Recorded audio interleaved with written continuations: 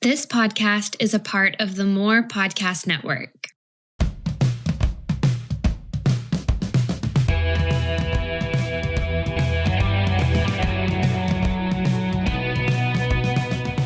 Hey everybody, welcome to the Daily Leader Podcast by Pattern Talent, where we interview great leaders and we seek to understand leadership. I'm Brad McDonald. And I'm Taylor Jessup, and we really hope that you enjoy this episode. 2, 1, and the Daily Leader is back. What is happening, everybody? So grateful for y'all to be here. Am I screaming? Sounds like I'm screaming. Can you guys hear me okay? I'm screaming. I'm going to back up. Super excited to be here. We got a fantastic guest today for all of you Daily Leader people who follow the Daily Leader. We'd encourage you, as always, go out and get the Daily Leader podcast tattoo. You can get it shaved into the side of your head if you would like, subscribe, follow. Those are all real things. I'm sure somebody's done that somewhere. That's how much they like us. Make sure to comment on all this content. And please feel free to check out our show notes to learn more about all the subscriptions that you can get as a result of all the coaches on this call, which I'm super excited about because we've got tons of them. We've got a lot of things that have launched recently, so check out those show notes afterwards. So with that, that's enough Taylor time, right? Everybody's heard too much of my voice. But we have brought one of our co-hosts back, Mr. Shane Kuyper himself, who is also good friends with our guest today. And Shane, I just want to kick it over to you to introduce our guest before we get rolling. Sweet. Rustin Klafka is an amazing person. I've learned a ton in walking alongside Rustin for a few years now. And he's got the strongest tattoo game of anyone on this call for sure. Can you flex, Rustin? I have a little one. Yep. Gosh, it looks so good. Father, amazing. He's an amazing husband. Has very similar priorities as I do in my life, and so we've kind of done some of this over the past couple of years and done some work together.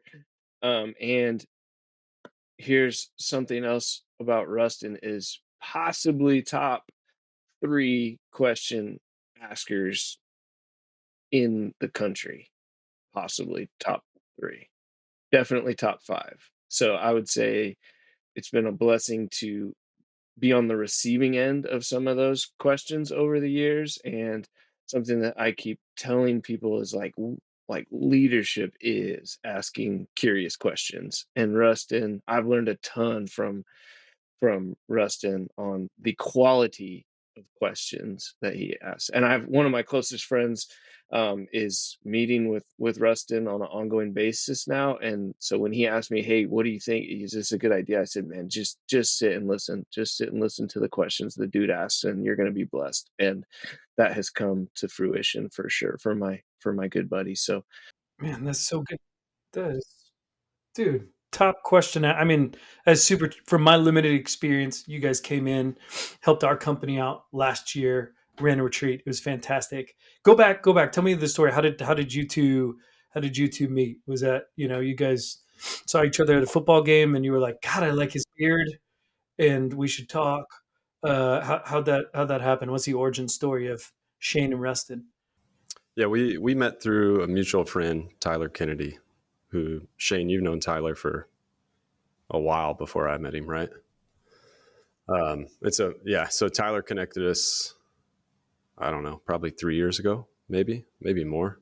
And so that was a connection, being that I'm in Lubbock, Texas, and Shane's in Phoenix. So there's some distance there between us. But yeah. And then we just hopped on maybe a couple of phone calls. Have you guys ever been to Lubbock, Brad, Taylor? Have you ever been to Lubbock? Never been to Lubbock. Red Raiders, right? It's like the less pretty version of Phoenix. Okay. It's hot. It's dry. Desert.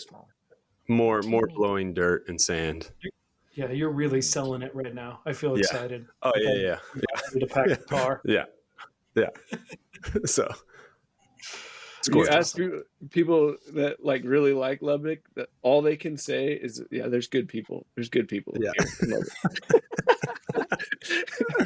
Yeah. It's not the landscape that gets you here. Yeah. Or keeps you. Yeah. Yeah. They claim they have good food, but I've been to Lubbock a lot. It just tastes like normal Texas barbecue, which I really like. But so yeah, there is good food, but I mean, if you want good food, you could go other places. You can go a lot of Yeah. places besides Lubbock. Yeah. Yeah. They'd Awesome. probably need to specify barbecue and Tex-Mex and then leave it at that. Yeah. Outside of that. Yeah. Yeah, that makes sense. That's awesome, man. Okay, and you run Peak Movement Mindset Collective. Can you give us a little bit of a rundown of what that is and what you do? Fill our listeners in on who you are. So we're all coaches on this call, but tell us in particular what that has looked like in your journey, man. Yeah. So Peak Movement started off as a performance training facility for high school and college athletes. So like movement based strength and conditioning style training. And then along the journey, probably a year in, we've been going 5 years now. So probably a year in, we started doing mindset work with athletes. So essentially just sitting down, talking through, helping them understand who they are, why they do what they do, how to process adversity, and how to have the opportunity to perform at their best along the journey in competition, right? And so yeah, it just kind of happened organically. We offered a class probably 4 years ago, just as a, hey, let's see if this will work, or see if anybody shows up. And I think we had 20 high school athletes walk in the door for the first class, which is way too many, but we rolled with it. And so, yeah. And so then the Mindset Collective space was birthed out of the need that I could see within the high school and college athlete community of, okay, there's something to this that they're not receiving from their environment that they're currently in. Yeah. Can you go into detail before we move on about that? Yeah. Like, what was the gap that you saw that was missing? Because now you do this, right, from high school to collegiate athletes to business executive, right? So what is that gap that you saw that now translates all fields? Really, so what I noticed, so I coached at a high school for a while before opening Peak, and the side conversations I would have with athletes were always more than just I'm not performing, right? There was something else under that. I don't know. I don't understand why I'm not performing that we had to get to.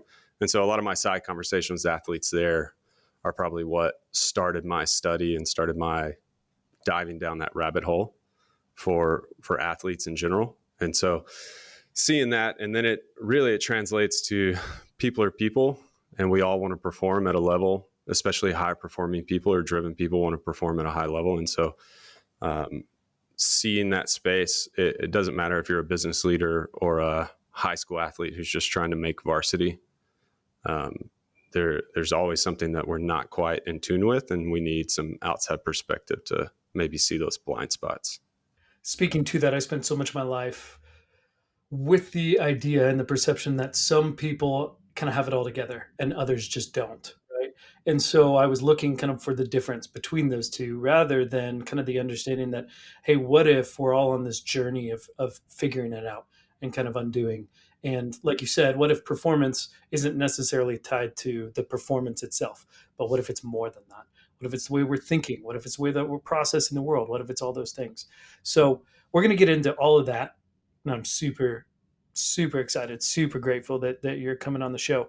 Brad, I was going to explain slow burn, but I want to jump into slow burn because Shane's never been through the ringer, and we're gonna play a little game here. Do you want to explain the rules real quick, and then I'll jump in with some questions for these guys? I do, yeah. Quick interjection on gratitude.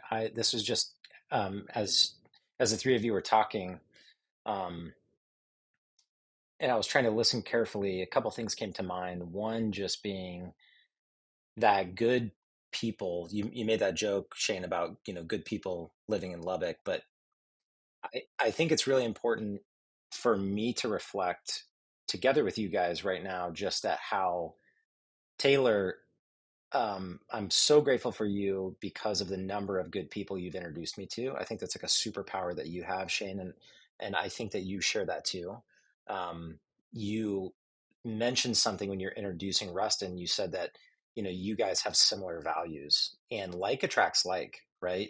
When you have good people in your life, you tend to become a better person.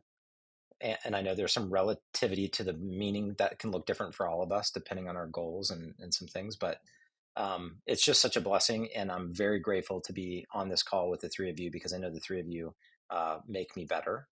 And Shane, even though this call isn't about you, I still think it's just worth mentioning for a second all the work you're doing with Healthy Competitor, and we are about to slow burn you, so there's that as well, which is going to be fun. But one of the things that you've been training us in that process, which I'm a member of, is just this principle of resilience, right? One of the 3 R's. And I think that gratitude is such an important part of resilience. And Russ, and I know you can speak to this as well, whether it's with student athletes or executives, whoever you may be working with. It's such an important principle for us to practice as leaders. The leader who lacks gratitude is probably not going to be in their positional leadership very long, right? It's just not sustainable. And so wanted to interject with that. Any commentary, snide remarks, sarcasm, please feel free to interject before the roast begins. Yeah.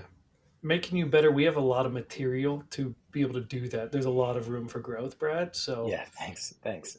I feel like all of us would be very helpful for you in particular. Shane would agree with that. All right, here we go. Slow burn time. Oh wait, we gotta wait. Let me explain the rules. We didn't explain the rules. They don't know what slow burn is. They're just gonna get burned. Why would you explain the rules? Everybody knows the rules. No. The first rule, There there are are no no rules. rules. Yeah, I mean that is kind of our first rule. We typically talk about. Okay, here's the deal. Slow burn is a game that we play. We talk about leadership and life. A lot of times being a lot of paradoxes. In other words, there's two things that may both be true, and they really wrestle for maybe what might be truer in the moment, or which one that we need to leverage up or leverage down. In other words, you could say, hey, what's more important in a business? The people that you work with or the profits that are coming in? So Brad, in all of his infinite wisdom, thought, hey, wouldn't it be fun to put two of these competing ideas together? And then let's force the very wonderful people that we have coming on the podcast to choose, hey, rock in a hard place, choose one of these and why. So it was supposed to be a rapid fire. Hey, we're going to give you two competing kind of ideas. They're both probably really important for a business slash leadership slash coaching slash, whatever it is, basketball, sports. Okay. And you got to choose one and tell us why. Now, backstory, there's a point system. I've never explained the point system to anybody. I allocate points as I see fit, and there are winners and losers, and nobody gets to know that except for me, which I think is a very fair and fun game. That's just my own opinion of it. So, questions, comments, concerns before we move on, gentlemen. So we're going to go one. Brad we'll alternate, one and then the other, and you both can answer each of these slow burns. Any thoughts? Any questions? No, All but right. I sense how much you love the power that you have right now, Taylor. Do you? Yeah, that I can just You- award You points. puffed up, your pecs a Yeah. little bigger. Yeah. You You all love- should feel small right Yeah. now. I'm just lording over you. Wow me. You're gonna really wow me with your All answers right, here. I'm ready to compete from a place of health. Let's go. Mindset is locked in. All right, Brad. What do you say? You want to? I'm starting. My bad. Because Brad, you've got the new ones. I want you to go with the new ones. All right. Here's one. So pick one and tell us what's more important to you. All right, as you would lead people. Shane, we'll go with you first, and then I'll come back to you, Rustin. Shane, what's more important, being or doing? Being the way I'm being, or what I am doing? Because this is the why part. Give me the meat there. Yeah, because if I understand who and what matters to me, then the doing comes as a natural result. But if I do first, then I get real confused on who and what matters to me. All right. That's a good I like that answer. I'll tell you with the points later. All right, Rustin, go for it, man. What's more important, being or doing? I'd love to hear your take. Yeah, I think I'm with Shane on this one. I think it's being as well. Yeah, from my experience, especially in the coaching world and being around coaches, a lot of athletes will pick up on it. It doesn't matter what they say if they're not if they're not executing, right? If they're not being what they ask you to be, there's less buy-in from the team, so to speak. So yeah, I would say the way that you show up matters. I like that. I like that. Yeah, the way that you show up matters. That's a great line. I like that. All right. Rustin is currently winning with 8.3 points. Shane, you're slightly behind, 7.9, but you're close. You're really close. Both of you are Is right that the Android handicap that he gets? there. Is that what it is?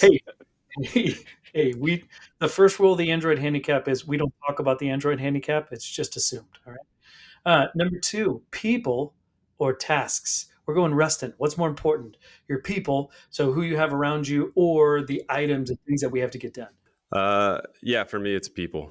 The relationships that we build here, whether it's on the performance, like movement side or the mindset side, the relationships are everything. The relationships are what keep people walking back in the door. They're also what help us step into conflict, right? A little more easily, or a little more willing to step into conflict. And so that relationship with the people around you is significant. So it's part of our internship program we have for coaches that come in.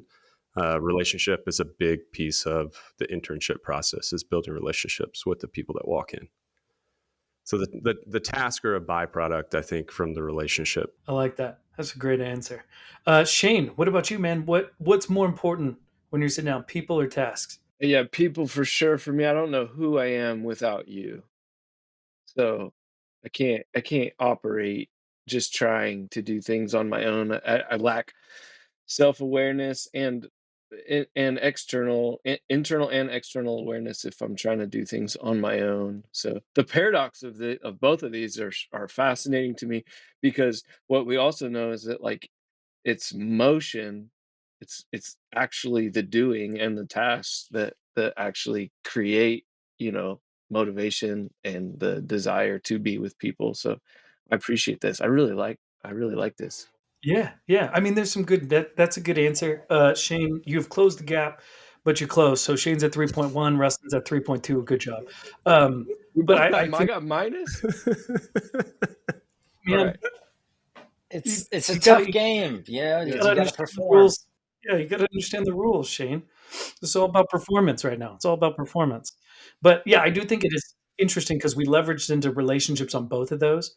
But often how we create those relationships has so much to do with doing and tasks, right? On a team, I think of it being on a team and we want to foster those relationships, but often we grow from the doing of, like, oh crap, we got to run suicides for the next 3 hours and puke together, right? And that will actually increase our ability to, I think, relate to people as we're being, and have that team kind of locked in even more, or the opportunity that provides space for it. So there are, it is interesting too. And both of you guys come from the sports world, right? We got some great athletes on this call. So that's why I kind of like throwing these out here. So Brad, I cut you off. I cut you off. I'm feeling way too much power. Let me mute myself. Yeah, I think for me, I think it's still relationships, and I'm trying to think of how to answer this in a different way than I answered the last one. But um, those, not only the relationships with the people around us, but the relationship I have with myself, is huge in terms of what results may come from it. Right? I think the results will come, but the relationship that I can have with myself, and the better that I know myself, and the more self-awareness I have with who I am and why I choose to do what I do, right? Whether it be in success or failure, at the end of the day is what everything kind of whittles itself down to for me. Let's get weird. I'm gonna answer this one. Let's get weird. My relationship with results has to change. I talked to a group of 20 pickleball coaches on Saturday, and like, we have results and the data from results, like, all wrong. All the research shows that, like, you brought up resiliency earlier too. It's like those effort and hard work, these are the type of things that need to be celebrated rather than wins and then sulking over losses. So relationships, our relationship with results has to become much of more of a bigger picture thing rather than finite scoreboard metrics. So um Yeah. Dude, that is such a good answer, man. I love that. Brad and I'm not going to tell you the score yet. Brad and I'm going to keep you in suspense because I got you right where I want you right now. Brad and I read a book called Spark, and it was fascinating because they were talking about this class that they did like a 0-hour activities class, right? And they were all running a mile. And what was interesting was what they measured in the class was mile time. And so what they actually changed was they put heart rate monitors on everybody. And so they measured all these, high performing eighth grade guys and the girls in the class, right? And the guys finished at a lower time, but actually some of the girls, this one girl in particular, gave like max effort the entire time. And so it was super interesting because you could see kind of the delineation between, okay, these guys that got a 7-minute mile time and this girl got a 10-minute mile time, but her effort was significantly more, right? And you could argue like maybe her heart rate was like naturally higher and theirs was lower, blah, blah, blah.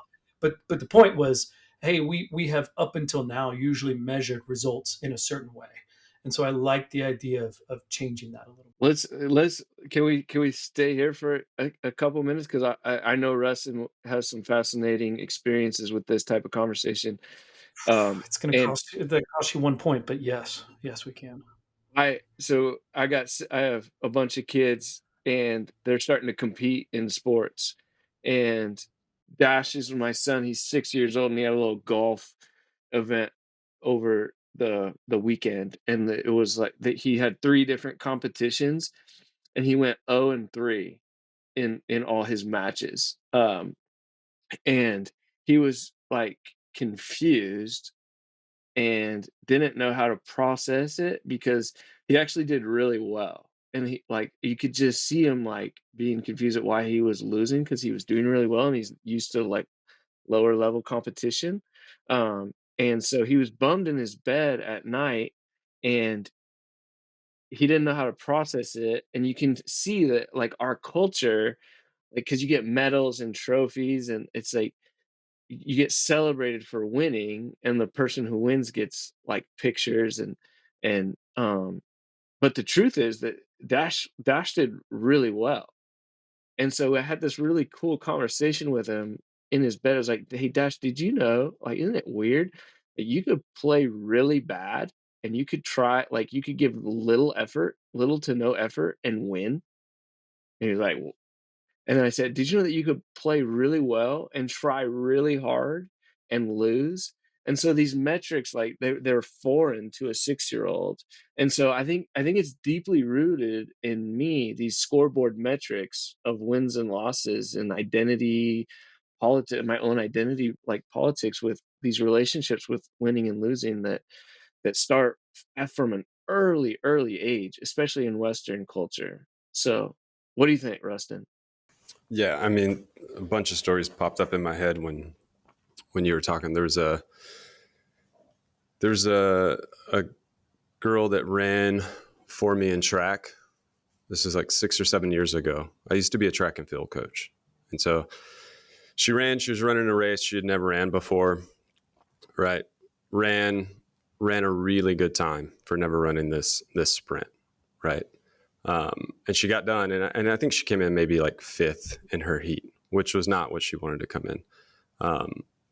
And when she got done, she was really upset and disappointed. And this is like a high school level athlete.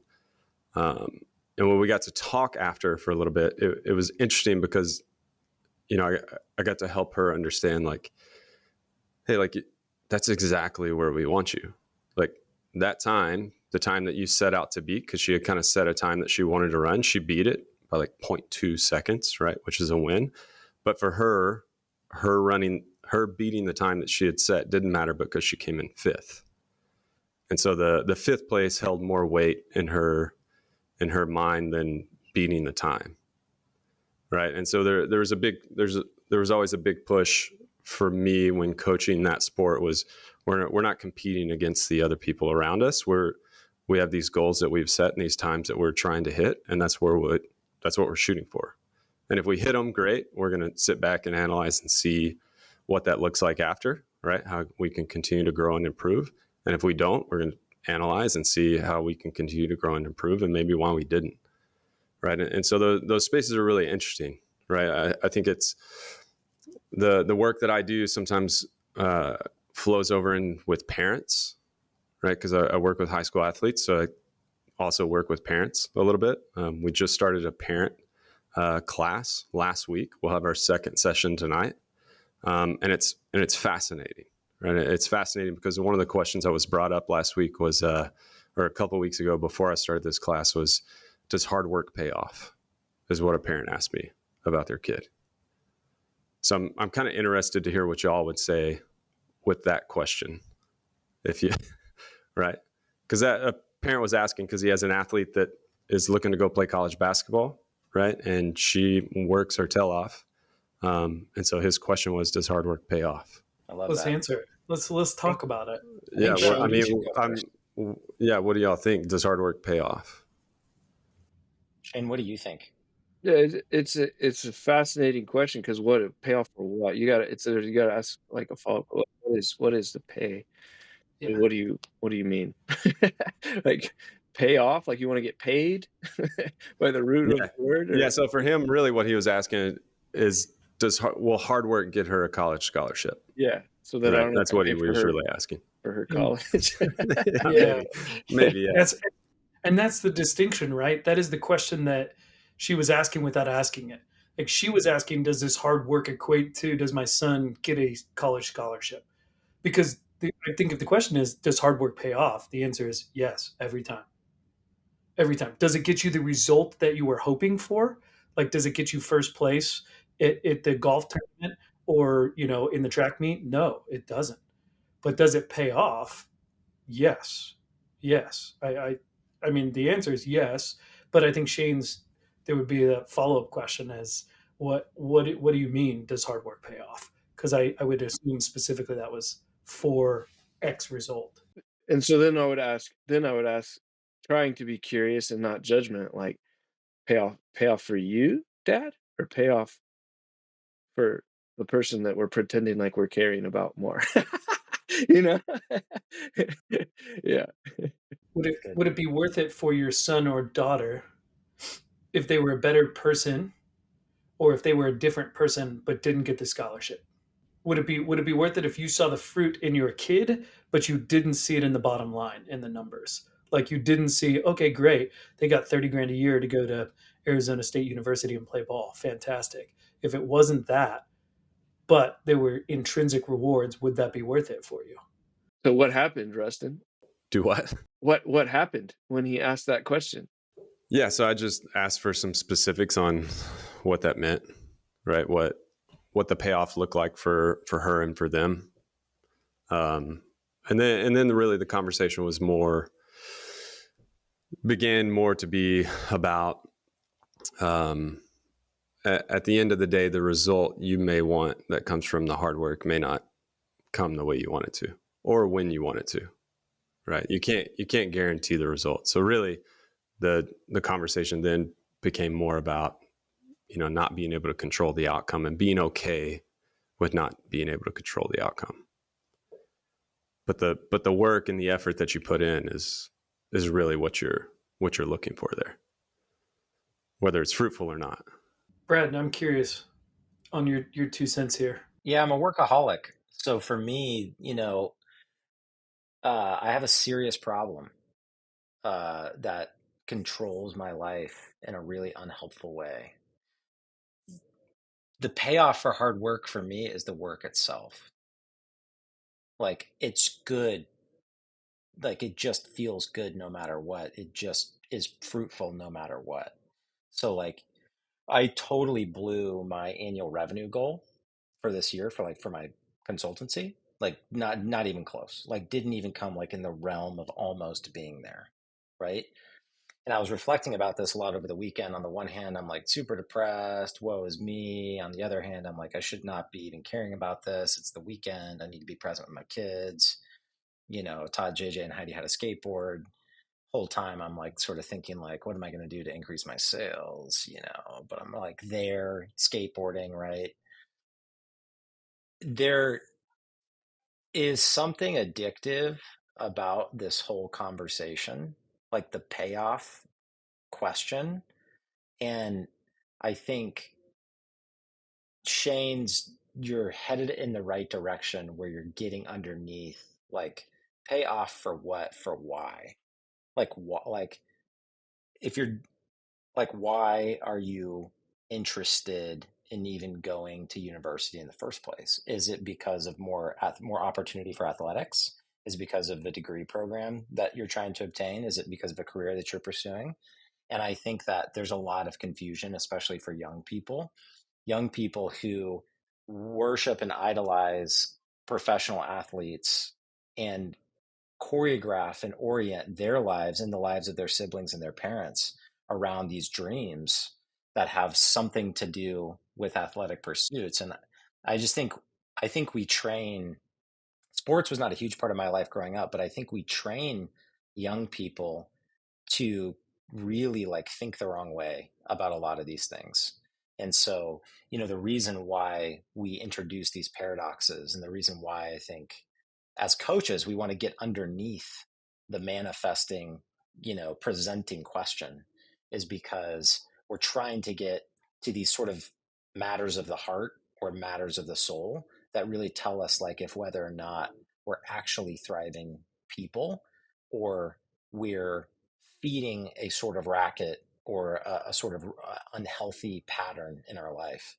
So to me, that's where I want to go protect that young woman and say, like, what are you made for? Like, why are you here?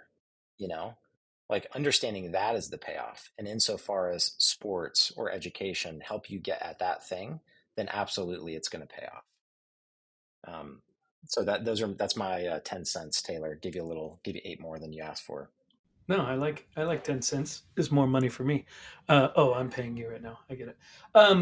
So can we, I just want to stay here for a minute because I think this topic is fascinating and I just kind of want to extract some things from, the guests and Brad too here is like this idea is super fascinating to me. And Shane, that's why I like the name of, your company, of the Healthy Competitor, because we don't want to just say, okay, there is, I think the tendency when we get here is sometimes to go, okay, maybe there is no first, second, and third place, right? Or we're competing for the wrong thing. But research keeps coming out. Huberman, I've watched multiple podcasts with him talking about praising the effort rather than the end result. And the end result still does say something. It is part of the story. So how do you guys coach your athletes? And I think Rustin, you alluded to it in the gal that you were talking about with track, and Shane, you were talking about this with Dash. But like, what are the practical ways that we can help, parents, business owners, and ourselves change that narrative from, hey, results are X, to maybe it's more, effort driven, and or hey, the real competition is with me and what I set and internally and what I'm trying to get. So what are ways that you guys help people reframe kind of their narrative around it to a little bit healthier stance? For me, I try to help people understand that the results are data, right? Whether it's, in the red or in the black, results are data. But the results don't say anything about you or your self-worth. A lot of the times in competition, especially with athletes or even business leaders, is oftentimes we will equate the data that is there with who we are and what we're worth. And so for us, helping people understand the results are just data, and the data is revealing something, right? And it's up to us to figure out what to do with that data after we analyze it and see what it is. But yeah, for us, it's results are data. And if we can understand that, then it takes some of the connection to the data saying something about me out of the equation. So like I just sat down with my son last week. He's a basketball kid, and I can tell. So he comes home from school or comes from the school to my gym, and then he goes across the street and there's a basketball gymnasium and he just shoots, right? He does whatever shooting workout he's going to do. I can tell when he comes in the door recently, whether he's had a good shooting day or a bad shooting day. And so last week, it's like Monday, he walked in and I could tell off the bat, like, not a good day, right? In his brain, not a good day. And so we just closed the gym down, locked it down, and we set up here in the office where I'm at now. And we just talk through a couple of things. Like I think it's still on the board behind me. And we just process through him understanding that him having a good shooting day or bad shooting day says nothing about the quality of the person that he is in the moment. Right. And it really doesn't even reveal whether overall he's a good shooter or a bad shooter, or a good player or a bad player. Right. But for him, what was really interesting was by the end of it, he asked the question, why does my brain hate me? Which I thought was really funny. Because what I was trying to help him understand is your brain will often revert to fear at the output, right? Like we will operate in fear just to keep us safe. And there's a lot more to that, right? But that's where we go instinctively, because fear for thousands of years has kept us safe. And so helping him understand that the bad shooting days, or those days, hold more weight in his head, and the misses hold more weight than the makes. And so, like, if he has a game, he can't remember all the makes, but he can remember his misses. Does that make sense? And so from the jump, he's noticing that if he misses more than 3 shots in a row, he starts to go internal and starts to overanalyze and think. Right? Then he tries to start fixing things rather than just sitting in who he is and what he is. And so, helping people understand that results are just data. Good, in the black or in the red, data is data. It doesn't have an emotion to it. It's just numbers, right? So helping them take that data and analyze it for what it is, and the success and in the failure will help them move forward through it at a higher level, or that's what I've experienced anyway. Yeah, that's super good. Shane, I know you have talked about that because what is true is that fear has been a very good motivator, right? It has worked for whatever season that it is in our lives, and it's worked throughout human history until now. So, Shane, can you speak on that too? Because I know when we brought you in originally, you talked on like, hey, if I'm shooting free throws, we'll stay with basketball, right? And I feel the safety of not needing to make it, I am more likely to actually make the basket. Am I saying this right? And I still have the freedom to not. Because here's where I'm going with that. I think that like we still see if I can piece this together. Like that motivation still works. If it didn't work, there would be a reason that there wouldn't be a reason to keep it around. So we're trying to replace that with something healthier, which I think is what you guys are talking about, which is this relationship with it. So Shane, can you speak from your experience too on how competing from a healthier stance really has, helped yourself and your clients achieve a better level of health and get results? Yeah, thanks. That was so good, Rustin. I appreciate that, and the vulnerability with Kai. Rustin's son's name is Kai.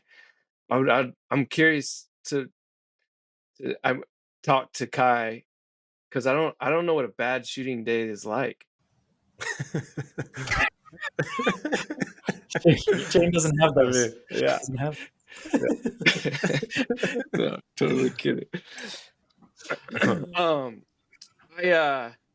I'm gonna spin this around, Taylor, because I got hired to do some work with the company that you still work with, and the free throw psychological safety talk that we entered into had had an impact on you. So would you be willing to share on what psych safety did for you in your own working relationship and personal relationship with the free throw story? Sure. Yeah. Thanks. Okay. All right. I like that. Good turnaround. Good move. Little jujitsu. Yeah, that's good. That's good. Man, I know for me, I know multiple things. One is I have used, like, the reason I talk about that is I have used that fear for a long time to get me the results that I perceive everybody else wants.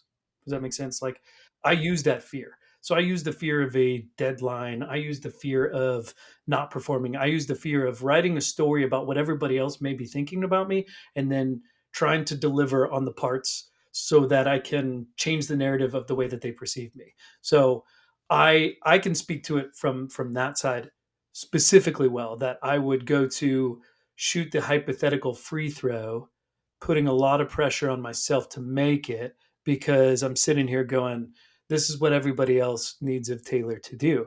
And if Taylor is going to be safe, he needs to make this free throw. And there are results from that. There are results. But there's also some pretty negative payoffs, consequences from that. Like I have really, really struggled with anxiety in my life. I've gotten to the point where I had to put myself on medication. I got to the point where I was pretty depressed. Like there were significant trade-offs for that. And it has been recently, the more freedom that I just read a book, The Three Laws of Performance. Brad gave it to me a long time ago. I just finished it for this leadership training, actually. And the last line of the book was, and just remember, it's just a game at the end of the day. And for some reason, that did something for me that kind of gave me some freedom to, I think, do what Rustin is talking about and what you alluded to, Shane, of the freedom of like, okay, maybe it is just a game and I don't necessarily have to make that. Like I would be safe if I dropped the ball, if I didn't perform for this client, and I didn't come through, and I missed the deadline, right? I would be okay.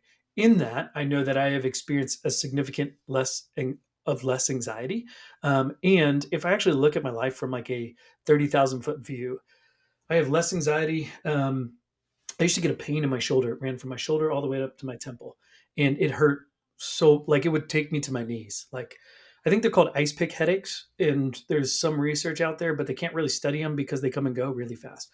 But I had massive depression, anxiety, all those kind of things. These ice pick headaches, and I look at my life then, and I had less going on. In other words, I had less stressors, and I have more stressors currently, and yet I'm experiencing more freedom and actually delivering at a higher level. So I have more clients. I have two businesses, one that's getting off the ground. I have a podcast. I have twins. There's just a little bit of stress in there. My mama's sick. Like there's a lot of things going on, and it's not perfect. I still wrestle with that, but that is the transformative idea for me of going from I have to make this. Everybody's counting on me, and I won't be safe. To hey, if I miss this, I'm going to be okay. And and I feel freer. Even if I will say yes, the performance is there, but if it wasn't and I got fired, like if Justin, our friend Justin, cans my ass tomorrow, I'd be like, oh, I'm okay. I'll figure it out. Like it's okay. So long answer. I'm long winded. Yeah, so the research that Huberman is referring to is Carol Dweck, the growth mindset lady, Stanford, and that's been a game changer for me because I grew up I grew up with parents who celebrated identity praises in me. So I was pretty talented socially and physically, and my parents did an amazing job raising me. And their praise almost all the time, I recently connected with my parents about this. Almost all the time, it was identity praise. So you are really good. Identity attached to performance. Is that what you're saying? Sorry, I just wanted to.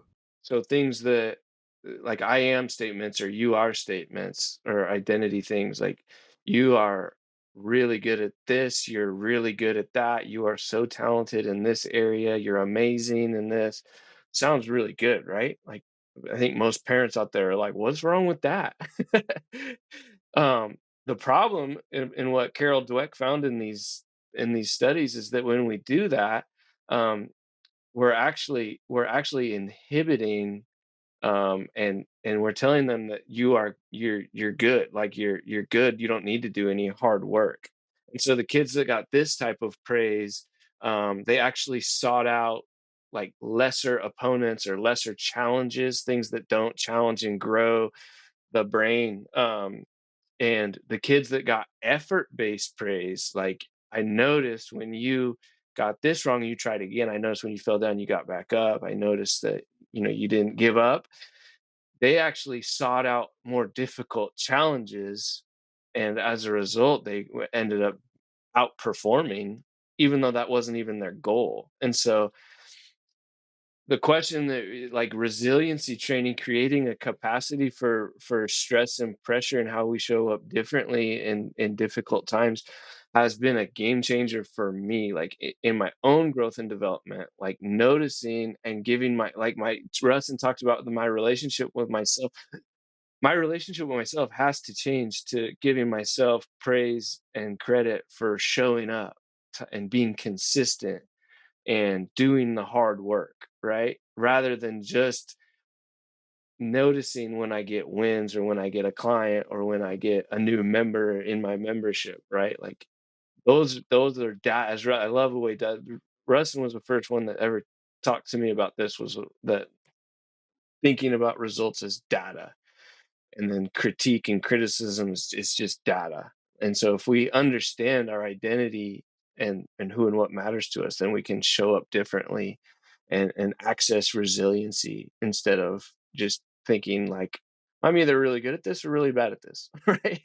And so that's, I think kids go, I'm gonna stop. What do you guys think? You were rolling. I know, my bad. I relate to that a lot. I'm curious. I've spoken a lot. Rustin, Brad. I mean, what are your guys' thoughts there? Yeah, I think that concept of fear, and this isn't. I steal this from a friend of mine who said it to me years ago. But fear will mobilize us, but not sustain us. Right. So we'll often operate in fear to kind of get us going, but it can't keep us going. But a lot of the times, I find that especially in the athletic world, because a lot of coaches that coach from kind of an old school perspective are kind of fear-based coaches, right? And so they will coach from a fear-based perspective of, if you don't do this, then it's a transactional relationship. And so that ability to step into not operating in fear is massive, right? Or not operating in fear on a consistent basis. And then you have to be able to recognize that you're operating there, right? Like, that's the other thing about this, I think, is you have to have enough self-awareness to understand when you're in that space, right? And that's something that I've learned from Shane, is like those spaces of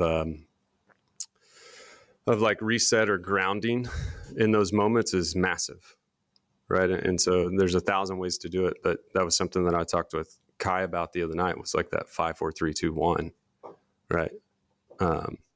Right. Name 5 things you can see, that kind of stuff, to step away and get your brain thinking about something else than the failure or whatever it is you're thinking about. Rustin, I'm curious, we talk a lot about different types of coaching, or maybe focus areas on coaching.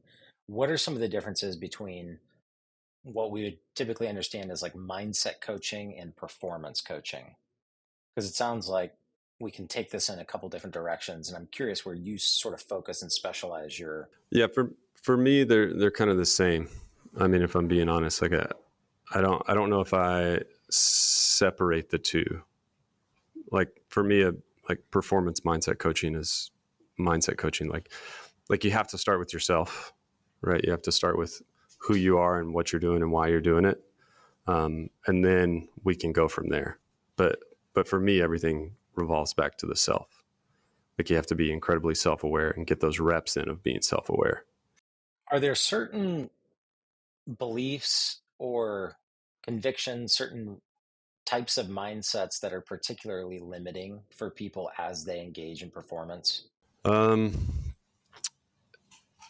I mean, there's a wide variety. The one I run into the most is just control, right? Needing to control everything around you, to yourself, to the outcome. So that need, or the element of control, I think is probably the one that I run into the most often.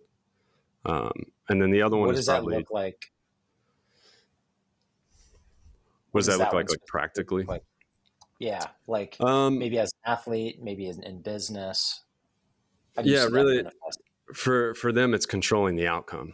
And so as a leader, like, sometimes we will over control or micromanage because we think that we can control the outcome if people will do it our way, or if I can control everything around me, then the product is, it's going to end up at the point I want it to. And the reality is that that's not guaranteed.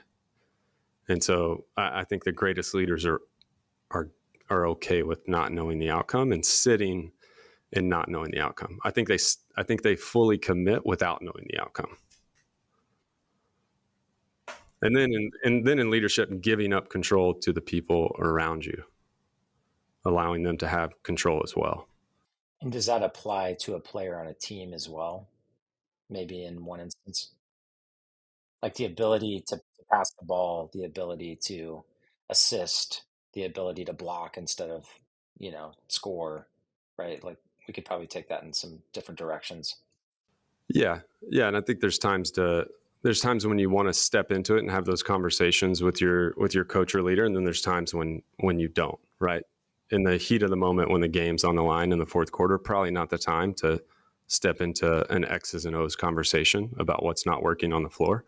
But you just have to get those reps in to understand what the timing looks like. But yeah, because the reality is when you're in the game, you're the one in control. The coach isn't in control. They have zero control over the outcome, right? They may have prepared the team as well as possible and everything's going to plan. But the reality is the players on the floor are the ones that are doing the work. And so I think what that looks like, to Brad asked, what's the example? Like, I think you experience this on a daily basis, Rustin, is people don't know how to rest. And so we control, if the more that I work out, the more times I go see Rustin in his performance gym, the more, like, so Brad, you talked about being a workaholic. Like that's a control issue, right? And so if we're trying to control results or manifest um first places or scoreboard metrics or sales or whatever line of work you're in, it's like you're gonna try to outwork somebody else, um and you're not gonna get the rest and the recovery that you need. And so coaches have to look at them, at their job, and as they're showing up as performance too. And so we need to like perform, and then we need to like process what happened, and then we need to like ponder. I have 4 P's, but I can't remember the fourth P. Yeah, but yeah, we have to rest, we have to recover, like we have to treat our bodies and our minds with respect and let go of that control. Like we have to embrace the paradox of like, I'm gonna work really hard, um, and then I'm gonna let go. I'm gonna let go. And if somebody beats me, I'm gonna be the first one to dap them up or congratulate them, right? Because there's like this deep respect for high level competition, right? Of like, wow, they got it done. They got the sale, right? They got the client. So, okay, Shane, along those lines, 40 minutes later, back to slow burn, performance or recovery, performance or recovery. When we're in this paradox, which, post COVID, working from home, we got babies, I got 3 in the next room crying, freaking out, right? We all are dealing with this tension. Literally, probably all of us right now have like a kid within 50 yards of us. Where do we go? If you had to pick one as a leader, is it performance or is it recovery? That's the hardest one yet, but it has to. Jeez. No, don't do that. Stop. Hey, if I Those of you answer listening, this, he's flexing again. if I answer this one first, I get a Taylor's bonus. making me I get a do- bonus point. But I mean, What? this is Say that again. if I answer this one before Russ, and I get a bonus point. Okay, Ooh, done. I like it. It's submitted before the board, and the board says, "Yeah, that will work. Go for it." Yeah, like it has to be performed, because if I don't perform, then I can't recover. So like, what am I? If I'm just always in recovery mode, then I'm just depressed, scrolling on the couch, eating those chips that you like, Brad, the kettle finished ones. Okay, but take us to the other quadrant, right? I'm high performance, I'm low recovery. What's that outcome? burn out. Like Rustin has athletes come into his gym all the time that like have strains and pulls and muscle tears because they're like you're strengthening too much and you're not recovering. Go ahead, Rustin. No, yeah, you're right. Yeah, for me, your performance is limited to how well you recover. So recovery is part of performance. So if you want to perform at a high level, but you don't recover well, then the very real physical response your body can have is limited, right? It's the same with your brain. Like your mental performance, like if you don't take mental breaks, like as an athlete, if they don't have mental rest as well as physical rest, they'll perform at a lower level. So there's a sleep study done by ex-NFL athlete that I heard about a couple of months ago, and they studied basketball players and they just tracked their shooting percentage. And they had a certain test group of players sleep less than like 7 hours a night on a continued basis. Other athletes were like 8 or more, like in between the sweet spot, like 8 to 9 hours. The athletes that slept more, that 8 to 9, shot 10% better on the days that they got proper rest. 10%. On the other hand, the athletes that slept less shot more than 10% worse from their normal day of shooting, right? So that recovery is massive. So if you don't recover, you're just limiting your capacity to perform at the level that you could. So it's exponentially worse to neglect recovery in terms of your performance output. Yeah, because if you want to perform at a high level, you have to take rest, right? And recovery, like rest, mental rest, physical rest, is just sleep, hydration, nutrition, right? How well are you sleeping? How well are you hydrating? What are you putting in your body? I hear you and Shane saying the opposite. You're saying if I only had to pick one, rest or performance, I pick recovery. Shane's saying no, I pick performance. I think for me, they're tied together.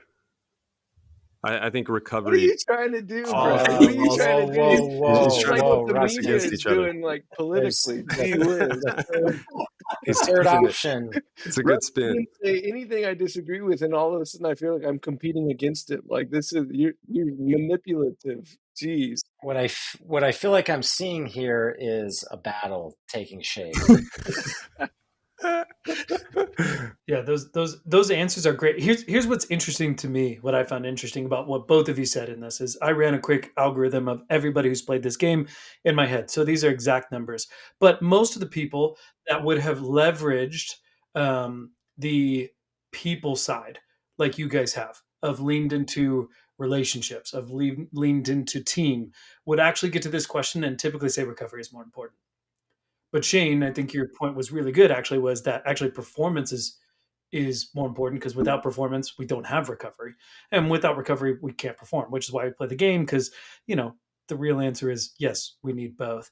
But I found that was fascinating because you basically said, hey, performance is most important, but we have just redefined what performance is. Brad, let's burn them some more. We got a couple more burns. Let's keep going as we wrap this up. And I know So we got to stop coming I in. think one that, from your guys' standpoint as athletes, would be really interesting is a new one that Taylor and I just started testing, which is tradition or innovation. I see athletic culture as being very, very traditional. There's a lot of tradition. Like some of these games that we play just go back in history for so long. There's tons of ritual and tradition engaged in sport across kind of every level. And yet at the same time, we're talking about sleep studies and how we can get, incrementally better, shot output because we rest 2 hours more per night on it. Like there's massive innovation that happens as it relates to human psychology and physiology because of sport. So when you guys think about leadership from the perspective of athletics, what's more important, tradition or innovation? I live in the innovation headspace, so I'm gonna say innovation, and I think innovation because innovation for me has been a space where I can constantly ask questions of the tradition that I'm in, right? And if I'm not willing to innovate that space that I'm living in, I'm gonna be, I don't want to stay stuck, but I'm gonna have a higher chance or likelihood of being stuck, right? And so for me, it's innovation, I think. Yeah, I'm going innovation, because there's just so much data that we're blessed with today that people that created the traditions don't have. And so, um, yeah, going innovation because of the data. I love that. I said Brad sprung that on me once, and I said traditionally innovative. So that was my warping, manipulating the question, which isn't a good answer. I would have failed my own question. So Develop self or develop others. This is my last one. I want to squeak it in here before we uh, hang up. Develop self or develop others. It has to start with me for sure. It has to start with me. I can't I can't walk anybody through something that I haven't experienced. I can't fix anybody else. I have no control over developing others. But there's a lot of things that I have in play right now today that um, my own growth. Yeah, I'm with Shane on this one. I think it. I mean, it's why we start all of our sessions with ourselves, right? Like, we have to work on ourselves first. And I like to use the analogy of, along the way, depending on heritage and history and our culture and all of our backgrounds, right? We're kind of lugging around this backpack, right? And so we've done this. Like, I've actually done this in a session with the team, is I'll walk in with a backpack full of like 5-pound weights, right? And during the session, I'll hand those weights to other players, right? And I'll just have them hold them, right? And then occasionally I may have one of those players hand another weight to somebody else, or one player I'm just stacking weight on weight on weight, right? And they've got 20 pounds in each hand by the end of the time. Really, that's to drive the point home that if I don't work on myself and the stuff that I'm carrying around, at some point I'm going to start handing that stuff off to other people, right? It's like this unkind gift that I give to people. And so I'm going to gift them with this that I'm not willing to step into and deal with on my own. And they're either going to carry it because that's what they feel like they need to do, or they're going to hand it off to somebody else.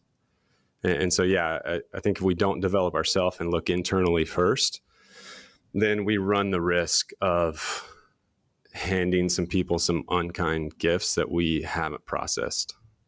I love that. I love that picture because it's super tangible of what that actually looks like. And I think we've all experienced somebody who has not done the work themselves and then asked us to do it. And we've also probably experienced somebody who has done the work. And typically those people invite you into the work as well. And man, those people are attractive. Like those are the kind of people that you want to be on a team with, that you want to follow. Again, it's a pretty simple thing, but it's actually pretty difficult to like be focused on me and my development and just have that transformation affect the people around me. So People who need to be validated externally either self promote or self protect. But people who do the work and can validate internally don't draw unnecessary attention to themselves and are able to, as Rustin said, are able to see results as data and can take constructive feedback. man, that's really well said. I'm gonna be my BS meter for me needing my own applause is gonna be way up as a result of that. I'm just gonna be watching like, all right, what am I scraping from other people to tell me how cool I am? Because I think that is a good indicator of where I'm at internally, right? Am I looking for others to validate me? Because I don't think that necessarily goes away 100%. At least in my experience, it hasn't. It's an infinite goal. Yeah, Simon Sinek. It's an infinite game, man. Taylor, So can I challenge you to do something? yeah, please. Can I challenge you to not categorize things as good or bad, Mm, and just let them yep. be what they are? Yeah. Right? They're, like, a large part of what we want to do especially when we're evaluating ourselves, is we'll file things in categories of good or bad, right or wrong, right? It's that either or language. But if we can just see it for what it is, right? It is what it is. We're able to process that information a little more in a place of health. Yeah, that's great, man. Yeah, it isn't good or bad. It just is, right? I like that. I appreciate that. I know, and we're pushing on our time here. I want to tease that out a little bit, Rustin, because I think this is one of the biggest challenges that I have in my own mindset, whether it be as a business owner or as a husband, a father, as a friend. I I want to believe what you're saying, but I find myself resisting it so severely, right? And why is that? Why do I have such a hard problem not trying to assign moral value or that qualitative value to my own thoughts, my own behaviors, the things that happen to me externally? Like,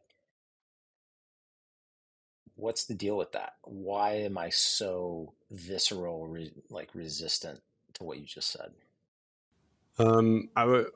I think I would be curious to see if there's something within you that you feel the need to be right and make the right decision is what I'm curious about. Right? Because really the right decision means you made the good choice, and it's going to produce a good outcome. Right? Like that was the right decision, or I believe the right thing about whatever it is, business, religion, leadership.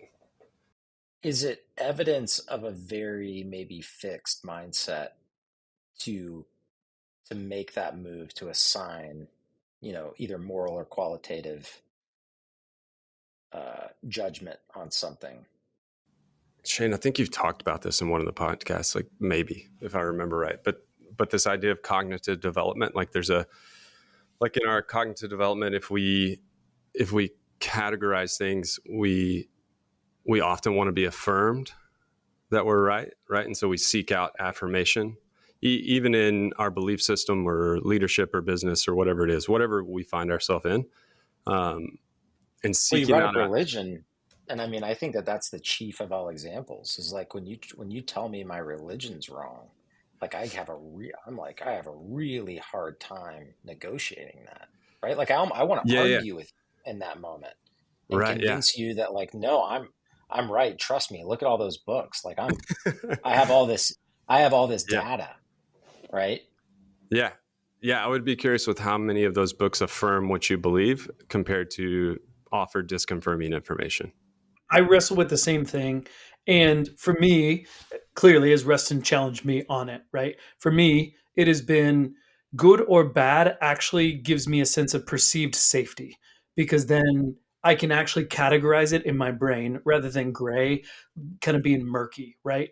And living in that tension, it is why I think in religion we fight so hard and we can't sit with somebody who might have a different opinion or thought, is because I write this idea that I am safe if what I believe is actually true, good, moral, whatever it is. And once we assign that or once we unassign that and we just sit with it with open hands, that actually it is scary, but we have to remember we're not actually safe because things are good or bad. It's just a perceived sense of safety. So if we can let go of that, if we can start to say, okay, hey, could I trade this for something else and what would that look like? I think you can start to have some of those conversations. Even still, when Rustin said, I'm like, ugh, it doesn't feel good.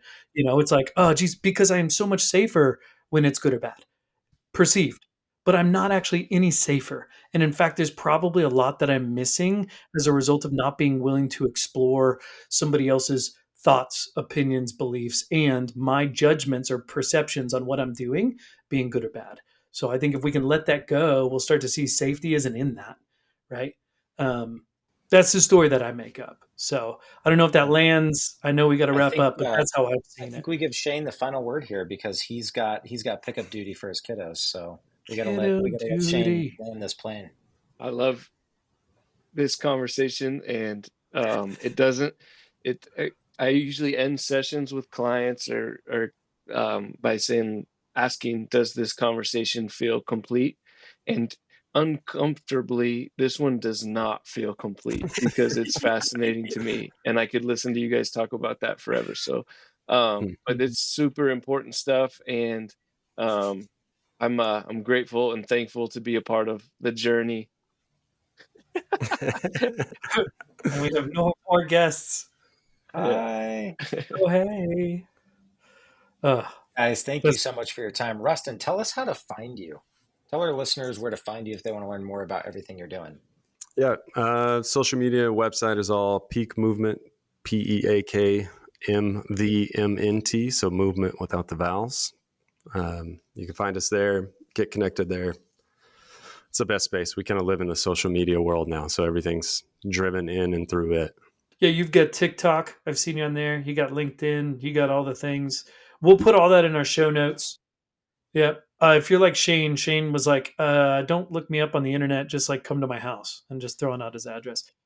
The healthy competitor. I got an Instagram now. Heck yeah. Shane's in the game. In the membership. Dude, Let's go. Get in the Yeah. which I've been membership. loving. Super fun. Amazing things are You've got a happening bunch of inside of it people. already. Yeah, 49 members and counting. 49 and counting. Let's freaking go. So love that. Thanks, Shane. Well, in. no, you're fine. We'll just boot you. For those who hopefully he let that go, or we'll still be able to get that video. We'll find out. So Rustin, man, this has been an absolute joy. I think Shane is right. I don't think the conversation is complete, which I think is a good thing. I actually heard at my leadership coaching academy people talking about Jesus and why he talked about parables and in parables, and why we can't usually remember, if you were a churchgoer on the show, why you can't always remember a sermon with the 7 points, but you can typically remember what Jesus said in his parables. And it's because often the story felt unfinished and it left you actually asking questions. And so if you walk away from it, not with the 7 keys of financial success, but going, I wonder what else there could be there, you're more likely to remember it. So I hope I'll take the keys. No. I don't want the keys. Take the safety of the keys. Rustin, if you could leave our listeners with any one last thought, man, what would it be? One last thought or question? Gosh, that's a big request. So